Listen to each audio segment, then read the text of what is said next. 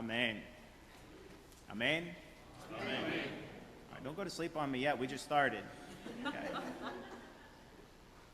So I normally listen to podcasts when I'm out in my car, and for some reason my Bluetooth didn't connect the other day, and the radio came on, and much to my surprise, it was the voice of Casey Kasem doing the top 40. I don't know how long it's been since he's actually done that, but I really thought, like, did I go back in time? Am I driving a DeLorean all of a sudden? But it was fitting because my mind had actually been on the Wayback Machine at that time, because I'd actually been thinking about something that happened in 1985. Not the Royals winning the World Series. That was a good one. But the year was 1985, and my brother, Jay, had discovered the novelty of listening to the radio really loud while getting dressed for school. You know, he was 14, and suddenly, perfectly gelled hair, good breath, and a clean face, and contact lenses, those are the most important things in the world. Letting your little brother sleep, not so much. All of that primping took a long time, and the radio was blaring. And I could hear it all from my bedroom across the hall. The popular radio station of the day was Q104. It was a top 40 station. And on any given morning, this station played 5 to 10 of those 40 songs, over and over. And in 1985, one song that played every morning, and I swear sometimes twice before we left for school, was by a band named Mr. Mister. So nice they named it twice. And the song was "Take These Broken Wings." Now I'm going to spare you having to hear me sing it, but some of you know the song that I'm talking about. It played so many times that the chorus is forever stuck in my head. And finally today, the lyrics are there for a good reason. Now, before I tell you about Broken Wings, I think I just need to acknowledge that Mr. Mister's other hit is probably not right for the synagogue, because it was Kyrie eleison, and that's a phrase from Catholic Mass. It does mean Lord have mercy, so we could have put it into a Rosh Hashanah theme, but that's not what I'm going to do today. Good. The chorus of Broken Wings says, and honestly, after I tell you what I'm going to tell you today, you're going to think those words belong right there in our golden machzor. It says, take these broken wings, learn to fly again, learn to live so free. And when we hear the voices sing, the book of love will open up and let us in. The book of love. That's where we want our name inscribed when this is all said and done, right? All right, so it's Book of Life, Sefer Chaim Tovim, or sometimes called the Book of Life Well Lived. But I think calling it the Book of Love fits the bill. And getting into that book, well, we have until Yom Kippur, so we're a bit ahead of ourselves. So today we're going to start by talking about the broken wings. And we'll get to that, I promise. But for now, we stand as a community as we turn to page 142 and we rise for our call to worship.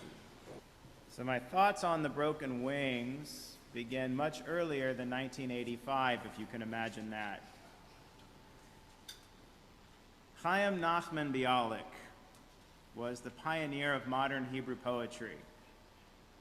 He was not an observant Jew, but he believed fervently in the potential power of Jewish observance. Of primary interest for him were Torah study and celebrating Shabbat. It's good that it's also Shabbat today. Bialik was writing in the late 19th and early 20th centuries. And for inspiration, he was drawn to the mystical side of Judaism. And he especially loved the idea of Shechinah, that is God's divine presence that dwells with us. Bialik describes Shechinah as having wings, which are held up through the Jewish people's embrace of mitzvot. Sadly, Bialik lamented, the more that Jews turned away from Jewish practice, that we caused one of Shechinah's wings to wither and break. He expressed this regret in a poem called Levadi, My Loneliness. He wrote, alone, I remain alone. The Shechinah's broken wing trembled over my head. My heart knew hers, her fear for her only son. Driven from every ridge, one desolate corner left. In the house of study, she hides in shadow, and I alone share her pain. In 1902, Bialik was reflecting on the empty state of many houses of Torah study. The yeshivas had been abandoned. Students had left, enticed by the Haskalah, the Hebrew term for enlightenment. Now let me say, if you know me, or if you've studied with me, you know I am a big fan of the Haskalah. And you know Reform Judaism owes its foundations to Enlightenment thinking. So I don't believe that Bialik was rejecting Enlightenment and philosophy, but I think he was regretting the all-or-nothing response during his generation. For many, Enlightenment meant a choice between Torah and modernity. And with beautiful and tragic words, Bialik imagined the Shechinah's wing breaking. Now I'm sharing this with you today, not because we should see ourselves as guilty for breaking Shechinah's wing. We can do that at Yom Kippur. But I'm sharing this because I'm hoping in this image we can find hope, if not inspiration. If neglect has broken the wing, then Bialik's words would suggest we actually have the power to heal it. And that is a powerful metaphor. How would that change our feelings about Judaism if we didn't do things just because? I just showed up for services just because I felt I had to. I put on a Shabbat dinner just because I felt I had to. Just because. But what if we did things because we imagine ourselves in doing these acts and being in direct contact with God? And more than that, holding the power to help elevate God, to heal the Shechinah's broken wing, and to together enter into the book of love. Now, even the most cynical among us, right, even I, can't help but be moved by such an idea. We usually think of God as distant, unknowable. But if we were to imagine God actually being immanent, close to us, needing us, seeking our love and our care, it would be at the same time empowering and humbling. Rabbi Daniel Hartman, in his book, Putting God Second, writes that an immanent God, so close to us that we are commanded to be holy like God, inspires us to believe in ourselves. And it creates the obligation to dedicate our lives to bridging that infinite gap between us and God. What Hartman calls bridging the gap, Bialik would call mending the wing. And maybe, just maybe, as we mend God's wing, we can heal a little of ourselves as well. And that is a call to action. And so is this next prayer on page 166, a prayer in which we remember that we pray as though everything depends on God, but we act as though everything depends on us. And so let us rise to action, healing the wing together, for Tefillah, page 166. So when I thought about how to advise us all on how to heal the Shechinah's broken wing, again, I said I was hoping it would be for hope and inspiration, not guilt. And I thought, well, I can't just tell a story about another rabbi. We do this for a living. So if I just talk about what we do, that doesn't help. But I discovered a memoir of sorts by a woman named Sarah Hurwitz. She's a political speechwriter by profession. And she, in her life, discovered the ability to heal herself and the Shechinah's wing, and it happened quite by accident. In her book, Here All Along, she confesses, I'm sure some of us might be able to empathize with this, she confesses to having been an obnoxious student in Hebrew school. That applies to no one here, right? I'm not going to look anyone in the eye. She did just enough to get through her bat mitzvah. And then she considered done with Judaism. But it was later, at the age of 36, she was highly accomplished in her profession, and she found herself seeking a new experience, and she didn't know what it was going to be. She says that she'd just broken up from a long-term relationship, or broken up with a guy from a long-term relationship, and in her words, she needed to fill a couple hours a week. And she could have chosen any hobby. And randomly, she just happened to hear about an Introduction to Judaism class at the Washington, D.C. Jewish Community Center. And she figured, what the heck? She signed up. She says she was surprised when the class awakened a Jewish spark within her. With every class, she wanted to learn more, to do more. She discovered in it lessons in gratitude. Not just a feeling, but a daily ritual where the first words that one can say upon awakening are Modeh ani, or Moda ani, I give thanks. She discovered the intentionality of mindfulness in Shabbat and in the dietary rules. She discovered lessons of justice in holidays like Purim and Passover. She also discovered that the daily or weekly struggle of wrestling with Torah challenged her from a place of comfort to care for people, not just the people in her immediate sphere, but the people on the margins, the widows and the orphans, as the Torah calls them, the poor, the outsiders. Before this class, she had once thought that Judaism was a distant relative that she would only visit grudgingly.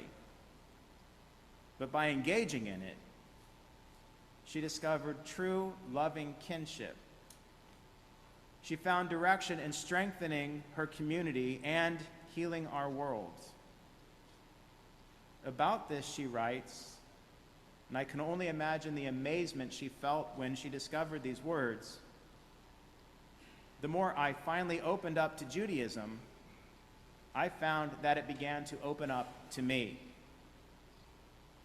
With one class, with just taking one class, she had begun to heal Shechinah's wing.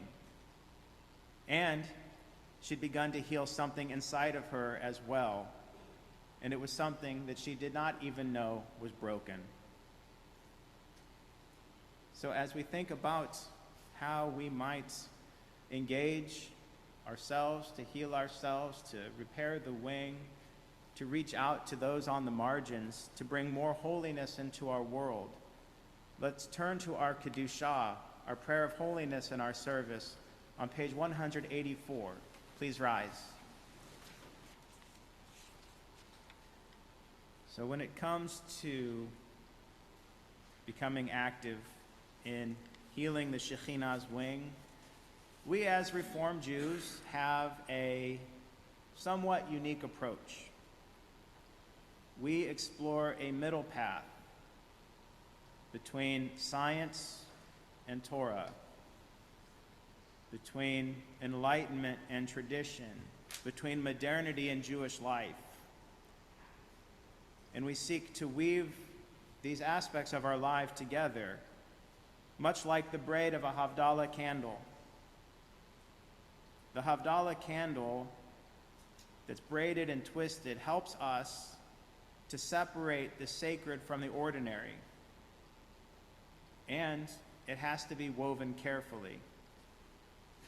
I could tell you stories about a candle that is not woven so well, that drips wax all over the hands of people, causing burns, but I won't go down that road right now. It did happen at a wedding once. The candle has to be high quality and woven just right. And in Reformed Judaism, we have the wicks of knowledge and tradition tightly wrapped around that center wick of choice. And sometimes, even I have to admit, we can lean too heavily on choice. It has happened to me that people say, "Rabbi, quit giving me so many choices, just tell me what to do." That's daunting. So I am rightfully cautious with that directive. One, I don't want that much power. Two, I maintain as sacrosanct the concept of individual choice. But choice must be done thoughtfully. So many times we make choices at the expense of the other two wicks of our Jewish Havdalah candle. With our choices, we miss out on knowledge or traditions or experiences that could prove to be meaningful. Now, if I had a nickel for every time that I'd been told, "Rabbi, I heard the Shabbat service was great. I thought about coming, but I got into my pajamas instead and stayed home." Now, if I had a nickel, I wouldn't be rich, but I would have a lot of nickels. Or if I had a nickel for every time I've heard someone say, "Rabbi, why don't you teach a class on X, Y, or Z subject?" And then I end up saying, "Well, we talked about X at last Shavuot, Y was a great lunch and learn, and Z was a guest speaker a couple months ago." And then that person says, "Well, I guess I didn't read the announcements." That's a choice. I've also heard people say, "Well, I didn't come because I wasn't sure if my friends were going." Now, I don't say this, but I wonder. It's my confession here. I go, "Well, did you ask? Did you consider that if you went, there might be friends that you haven't made yet? Do you think about a congregation is a kehilah, a community? Everyone in this room, everyone who's not in this room, who considers themselves to be a member or connected to mitzvah congregation, is a potential friend. And instead of wondering who I'll get to see, maybe we can wonder who will be there that needs to see me. That would be a selfless mitzvah, to be there for others. Sometimes I hear, "Rabbi, I asked my child if they wanted to come to temple, and they said no." Shocking.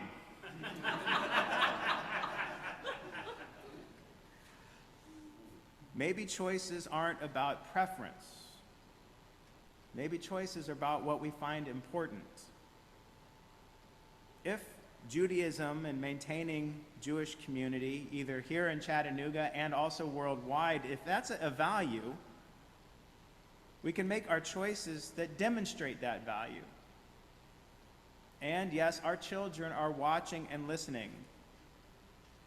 If instead of giving choices, we share with them our values and say, "I believe this is important, and as a family, this is what we believe is important," the children will follow 75% of the time. We might do well to lean a little more into obligation, to focus less on the I in choice and more on the we. And then we can be open to the undiscovered us. And with that in our minds, let us join as members of one covenantal community to stand together and to hear the calls of the shofar. So when it comes to making our choices, performing the mitzvot that can help mend and rebuild the Shechinah's wings, we can remember sometimes having absolute choice is too easy. And choice, especially in Reform Judaism, is not meant to be easy, it's meant to be challenging. We have so much choice as Jews today that sometimes we'll choose everything but Judaism. Bialik's verses call to us. They remind us that our faith invites us to touch the divine, to heal the divine, to repair the wing, to choose Judaism. Now, I am pleased to report that we have a congregation who more and more, with every week, is choosing Judaism. We have about a dozen teenagers enrolled in our confirmation class. Some by their own choice, some by the parents' choice, I know. But they're here. This past year, we had 6 adult Benot Mitzvah that chose to learn Hebrew and to learn to lead a service and read Torah. We've had very successful Torah on tap sessions, and that will continue. We had a great reboot of our Lunch and Learn series, and that will continue. They were all well attended. But service attendance, well, that's still a puzzle to me. Sometimes on First Fridays we're way up, or on Shirei Shalom we're way up. Sometimes we're down. I admit, services aren't for everyone. And they're not the only way to be Jewish. There's lots of ways to be Jewish. And all of them qualify as ways to mend Shechinah's wings. But I will say services are the time most frequently when we come together as a community. And whatever you feel about the words of the prayer book, sometimes it just feels good to see other Jewish people in a community like Chattanooga, where we are such a pronounced minority. So beyond services, beyond the classes that can bring people together, beyond the temple programs, you already know this, we can also perform tikkun olam and do social action. We can donate to the Chattanooga Area Food Bank like we do during the holidays. That is a great start. By the way, it's also good to volunteer there. And the temple is working to create opportunities to do that as a community. But you don't always need mitzvah to go out and do an act of tikkun olam. Our temple has been actively supporting the Seed Theater, which is an LGBTQ+ safe space that had been in the crosshairs of local hate groups. And we, as a temple, took people there to show our support and our love for these young people who needed that safe space. For the first time, Mitzvah will be sponsoring a booth at this year's Pride Weekend in Chattanooga in October. And there's opportunities to volunteer and be at our booth, but also to just march with us in the parade and to, again, show our support. Mitzvah will be also planning an interfaith dialogue in November with the Catholic community of Chattanooga, building bridges with our neighbors. And just this week, there also will be, the planning is starting to happen for an interfaith Thanksgiving service, which will be at Pilgrim Congregational Church. Building bridges with our neighbors is another way to do tikkun olam and to repair the Shechinah's wing. There are opportunities all around us to express our Judaism inside the walls of mitzvah and outside the walls of mitzvah. And those actions, too, are mitzvot. They can strengthen us and draw us closer to our community, to the global community, and yes, closer to God, so that we can all work on that important task of healing the Shechinah's wing. Now, in order to do this, it will mean staying informed. When you see that email from the temple, don't delete it. Read it. You can check us out on Facebook or Instagram. Every now and then you can see me walking up and down Miles Road on Signal Mountain talking about the Torah. We announce our events that way. It will also mean, beyond just reading your announcements, looking at social media, on occasion, not every time, you can set the other choices, the other options aside, and make the choice to be a part and to do things in the Jewish community. Ultimately, what it means is saying yes. So let us all in 5784 say yes to Judaism, say yes to raising it up, and yes to making it soar on the wings of Shechinah. And then we can pray, if we heal the broken wings and help it fly again, the book of love and life will open up and let us in. And so, as our next prayer says, in this task, and it's a big task, let us be guided by chen v'chesed v'rachamim. Let us be guided by grace, kindness, and compassion. Sim Shalom, a prayer for peace, is on page 216.